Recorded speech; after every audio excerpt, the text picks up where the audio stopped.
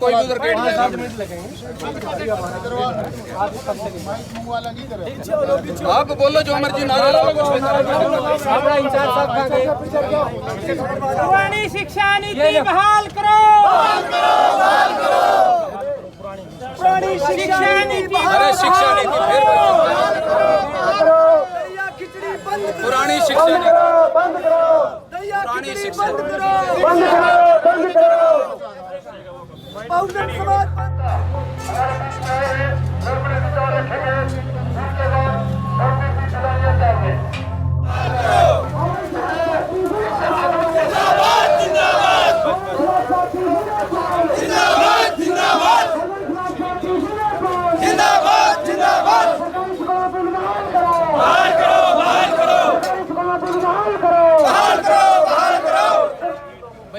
ऐसा है। यहाँ इंचार्ज कौन है?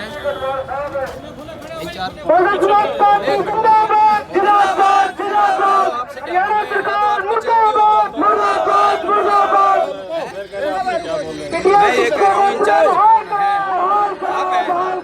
एक मिनट भाई, हमारे आप तो हमारे भाई हैं, हमारे कोई आपसे लड़ाई नहीं। ठीक है जी, हम तो कोऑपरेट करने वाले आदमी हैं। आज बच्चों की शिक्षा के ऊपर बहुत बड़ा डाका पड़ा है, गरीब बच्चों के ऊपर। उसमें आपके बच्चे भी हो सकते हैं कल। या तो हम ऐसे टेररिस्ट लोग नहीं कि हमारे लिए ये गेट बंद किया गया।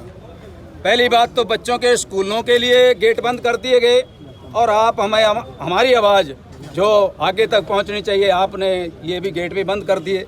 लेकिन मेरी ये मांग है प्रदेश अध्यक्ष होने के नाते, या तो डीसी साहब को ज्ञापन सौंपना हमने, यहाँ बुला लें, या हमें अंदर जाने दें। आपके हाथ में फैसला। आप यहाँ वेट करो, हाँ, हम आपका मैसेज दे देंगे, आप अपना ज्ञापन दे दो, हम बुलवा देंगे। ज्ञापन तो उन्हीं को देंगे, आपको मैसेज पहुंचा। हाँ, यहाँ भेज दो, कोई बात नहीं। आपने ज्ञापन तैयार कर रखे हैं, एक कॉपी हमें भी दे दो, एक कॉपी मुझे भी दे दो। मैं नहीं पढ़ सकता। एक कॉपी मान लेंगे, पढ़ देने का आपको सारी कॉपी दे देंगे हम तो। क्या दिक्कत होगी आपको? हाँ, कोई बात नहीं यार, नंबर 1 दिन पे साइन करो। नहीं ऐसा है, सुनो मेरी बात, ऐसा कॉपी है, इस बात का हमें बहुत बेहतर तरीके से पता है कहाँ साइन होते हैं। ये कॉपी आप लोग मैसेज दो डीसी साहब को, हमारी ओरिजिनल नहीं कर रहे इसलिए आपको दे दो। ठीक है।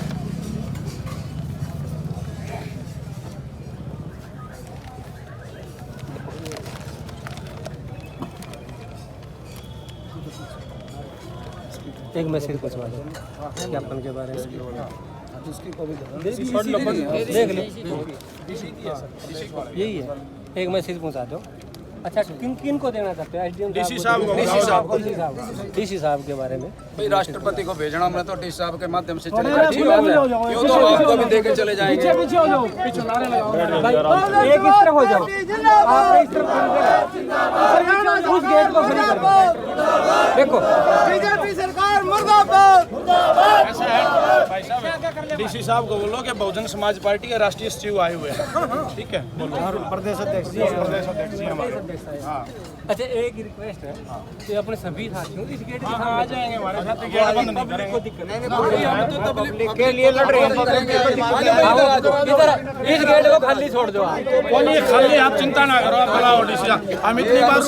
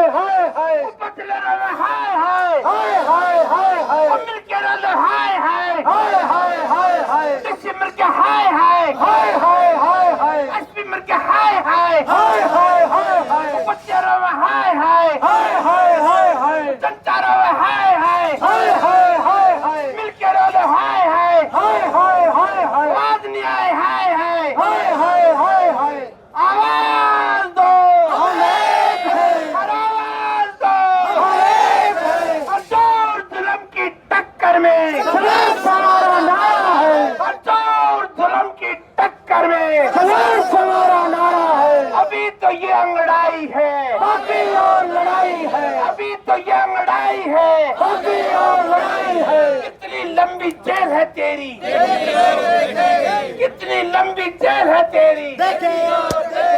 इनकलाब जिंदाबाद, बहुजन समाज पार्टी जिंदाबाद, हिसार प्रशासन मुर्दाबाद, हिसार डीसी मुर्दाबाद, हिसार प्रशासन मुर्दाबाद, हिसार डीसी मुर्दाबाद, हिसार प्रशासन मुर्दाबाद, गुंगा बारा डीसी मुर्दाबाद, गुंगा बारा डीसी मुर्दाबाद, डीसीएसपी मुर्दाबाद, डीसीएसपी मुर्दाबाद, डीसीएसपी मुर्दाबाद, हिसार प्रशासन मुर्दाबाद, हिसार प्रशासन मुर्दाबाद, हिसार डीसी मुर्दाबाद, हिसार डीसी मुर्दाबाद, गुंगा बारा डीसी मुर्दाबाद, गुंगा बारा डीसी मुर्दाबाद।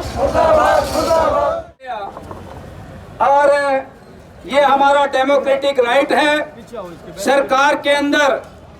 और मैं अगर हमारे बीच में ये प्रशासन के लोग हमें कोऑपरेट नहीं करेंगे तो हम इनके खिलाफ भी जो भी हमारे से बन पाएगा हम इनके खिलाफ भी करेंगे।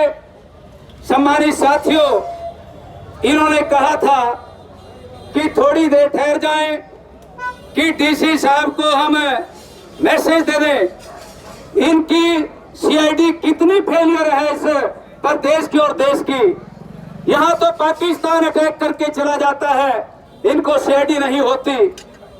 यहाँ बंकरों में पाकिस्तान के लोग उग्रवादी घुस जाते हैं, इनको एक गडरिया बताता है कि यहाँ पर।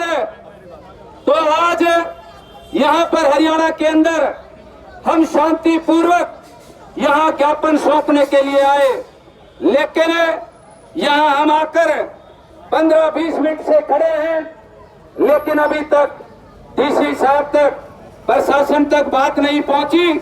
और ये सीआईडी का हाल है कि सीआईडी को पता नहीं कौन ज्ञापन देने आ रहा। तो सम्मानित साथियों, हमारी ये मांग है, अगर डीसी साहब यहाँ हमारे ज्ञापन लेने नहीं आते, मैं सीआईडी के साथियों से, पुलिस प्रशासन के साथियों से मैं कहना चाहूंगा, हमें ये अवगत करा दें कि अभी नहीं आएंगे या कितनी देर में आएंगे, तो हम उसी हिसाब से अपना प्रोग्राम आगे जारी रखेंगे। वो तो हमें पता है, वो तो उसकी चलेगी क्योंकि बहुजन समाज पार्टी के लोग हैं। अरे ऐसी बात क्यों नहीं है? अरे अच्छे पता है ना, हम तो पूरे प्रदेश में देखते हैं, हम पूरे प्रदेश में देखते हैं। अगर उसको इतना बड़ा वो दिक्कत है कि भी हाँ ये लोग बेवकूफ हैं, धूप में चल के आए, ये देश के नागरिक नहीं। एजुकेशन के संबंध में अभी होएगी उसकी मीटिंग। मैं डीओ के हमने डीओ को क्या बनेगा? हिसार डीसी मुर्दाबाद,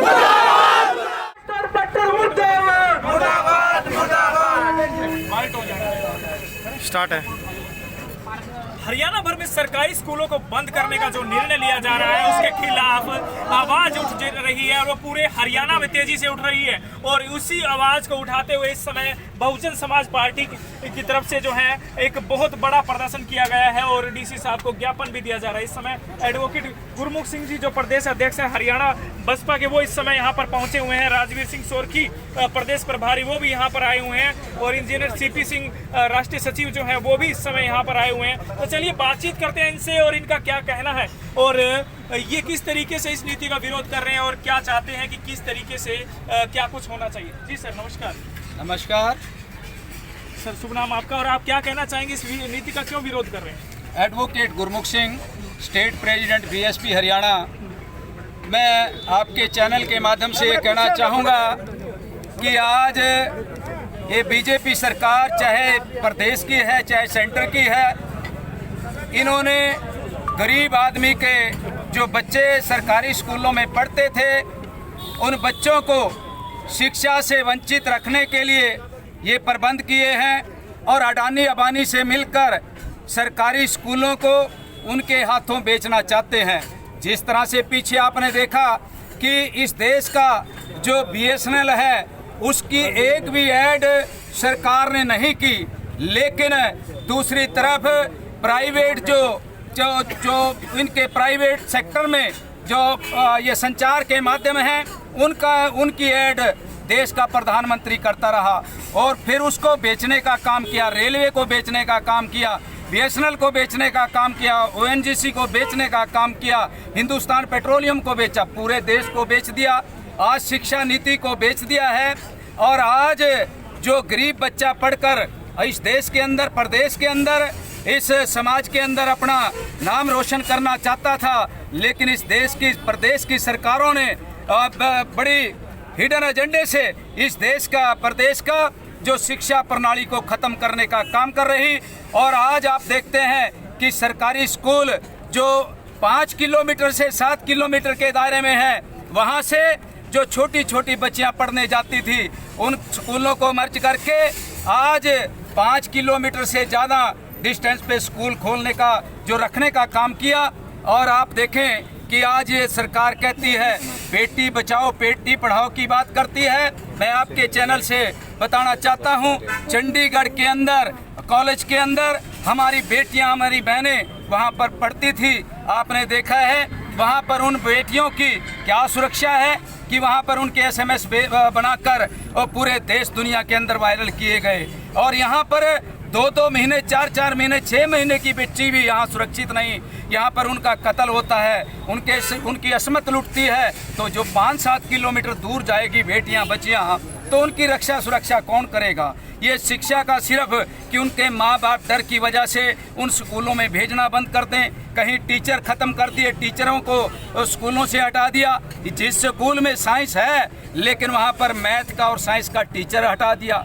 तो ये कौन सी नीति है? ये सीधा कि सरकार चाहती है कि गरीब का, वंचित का, छोटे किसान का, छोटे व्यापारी का, छोटे कर्मचारी का बच्चा ना पढ़े। और दूसरी तरफ चाहे कर्नल ब्राउन है, चाहे वो DPS स्कूल है, चाहे वो दून स्कूल है, माधुराव सिंधिया स्कूल है, वो स्कूल अडानी अबानी के स्कूल वो चलते रहें ताकि ये हजारों फीस लूट कर वहाँ से उनको पढ़ाते रहें। हमारी ये भी मांग है कि देश के अंदर, प्रदेश के अंदर गरीब के लिए, अमीर के लिए शिक्षा की नीति एक हो और सबको फ्री हो, जो बाबा साहब के संविधान में लिखा गया कि शिक्षा, सुरक्षा, सम्मान, रोटी, कपड़ा, मकान इस देश के प्रत्येक नागरिक की जरूरत है। वो सरकार की जिम्मेवारी है उनको मुहैया कराना। लेकिन सरकार बनने से पहले बड़े बड़े नारे देती है, लेकिन बनने के बाद अपनी जिम्मेवारी से भागती है। चाहे 15 लाख की बात, चाहे 2 करोड़ नौकरी की बात, जब 2 करोड़ नौकरी नहीं दे पाई, आज शिक्षा का ही खात्मा कर रही कि ना पढ़ेंगे और ना रोजगार मांगेंगे।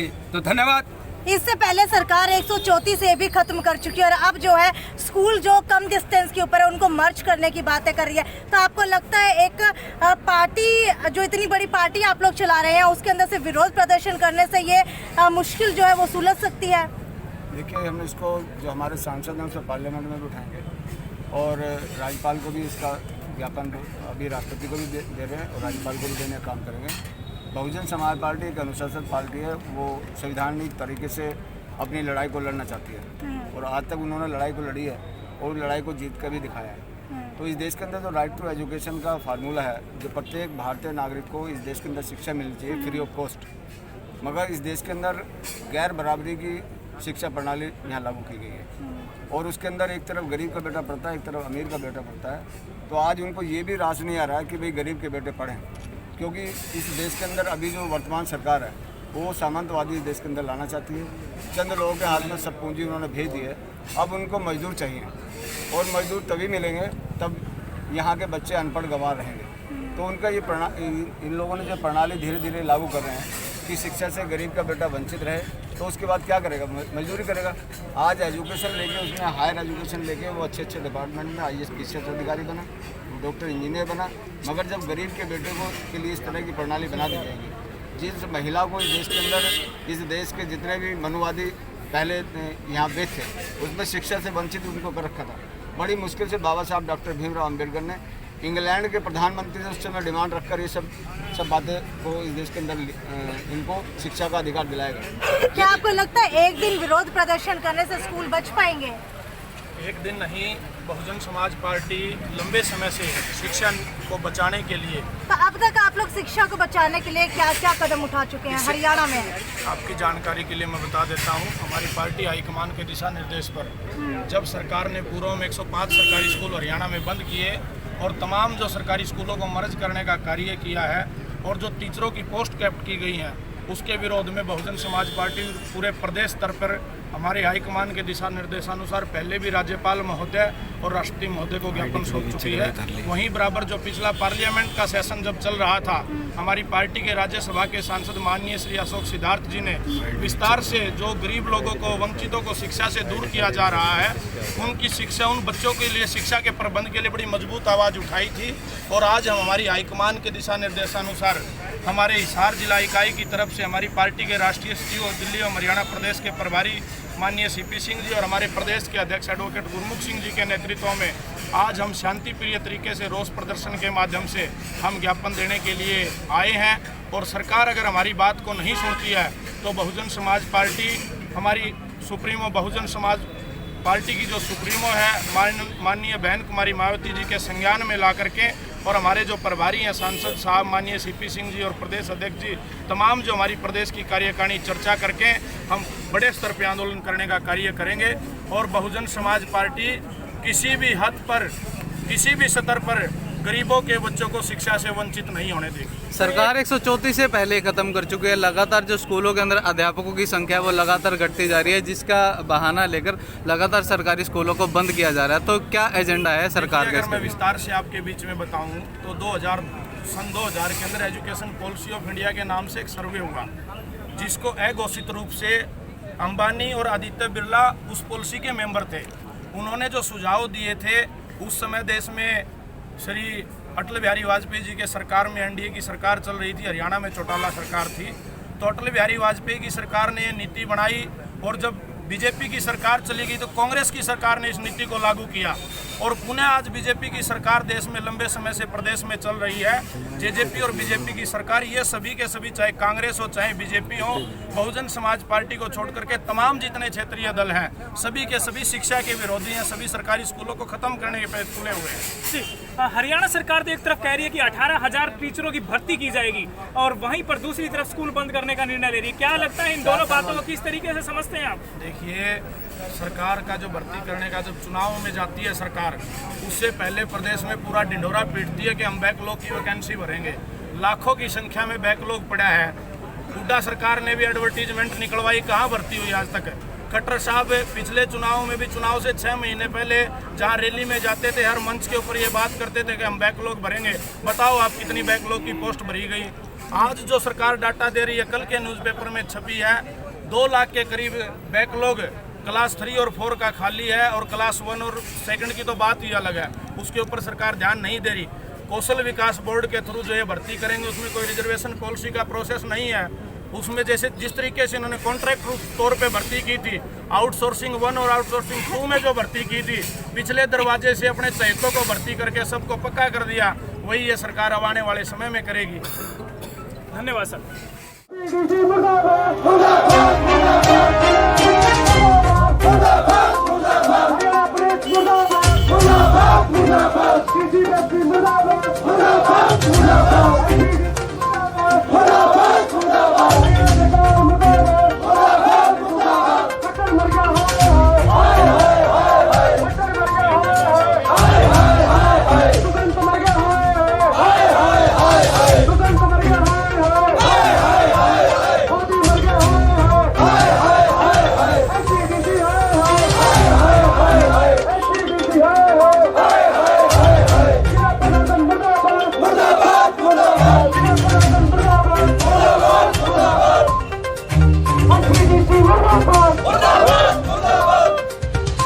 हमारे साथियों,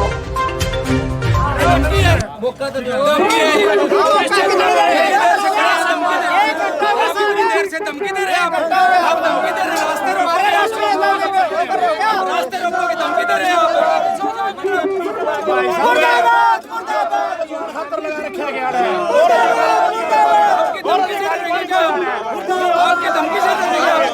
पदाधिकारी नहीं है क्या कोई यहाँ पे?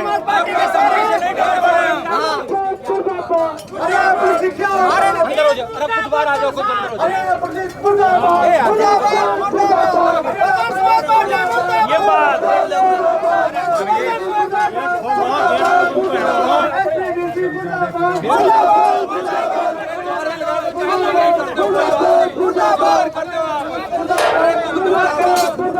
मारेंगे तुम्हारे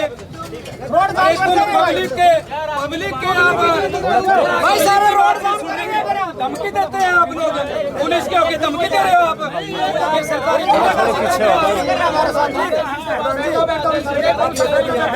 मुर्दाबाद, हिसार प्रशासन मुर्दाबाद, हिसार प्रशासन मुर्दाबाद, डीसी हिसार मुर्दाबाद, डीसी हिसार मुर्दाबाद,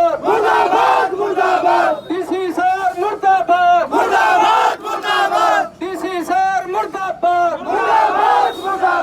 डीसी एसपी मुर्दाबाद। सम्मानित साथियों, आप लोग, आपके लिए डीसी साहब के पास कोई समय नहीं, क्योंकि डीसी साहब भी डरता है और वो कहते हैं क्योंकि एक बहाना है बहुत बड़ा, वीसी चल रही, वीडियो कॉन्फ्रेंस चल रही, कोई ना जाके आप देख सकते हैं और न उनको पूछ सकते हैं। लेकिन मैं आपको बताना चाहता हूं, डेमोक्रेसी के अंदर चाहे डीसी है चाहे एसडीएम है, वो पब्लिक सर्वेंट है, उसको पब्लिक में आना चाहिए। इसलिए हम मांग करते हैं कि डीसी साहब आप अपना ऑफिस छोड़कर या तो ज्ञापन लेने आ जाएं, नहीं तो हमें मजबूरन हमें आपके दफ्तर पे आना पड़ेगा। तो सम्मानित साथियों, आप लोग तैयार रहे, हर संघर्ष के लिए तैयार रहे, क्योंकि ये बहुजन समाज पार्टी कोई किसी के दबाव में या डर के वजह से काम नहीं करता। हम अनुशासन में रहकर अपनी बात को मनवाने का काम करेंगे। समय जुल्म की टक्कर में संघर्ष हमारा नारा है, जुल्म की टक्कर में संघर्ष हमारा नारा है, जुल्म की टक्कर में संघर्ष हमारा नारा है। अभी तो ये लड़ाई है, अभी तो ये लड़ाई है, बाकी और लड़ाई है, अभी तो ये लड़ाई है, बाकी और लड़ाई है। की जेल है तेरी, अपना सामान एमआरपी पर नहीं डिस्काउंट पर लो। और हिसार में डिस्काउंट कहाँ मिल रहा है ये जानो सेलट्रेंडिंग.com पर। विजिट सेलट्रेंडिंग.com, पहले कंपेयर करो फिर शॉप करो।